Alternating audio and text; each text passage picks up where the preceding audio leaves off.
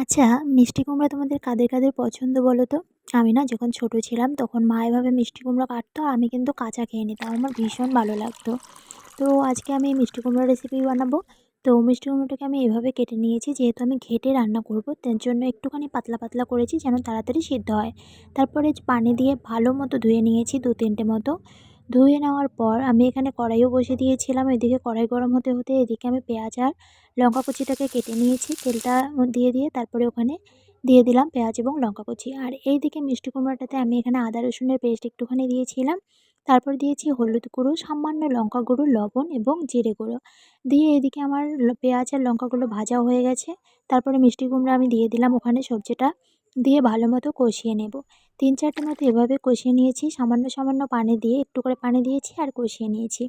তারপর পরিমাণ মতো যখন সেদ্ধ হয়ে গেছে আমি একটা কাঁটার সাহায্যে এখানে ঘেঁটে নিয়েছিলাম। তো আজকের ভিডিওটা এ পর্যন্ত। ভিডিওটা কীরকম লাগলো জানিও। আর ভালো লাগলে একবার হলেও ট্রাই করো। Bye bye.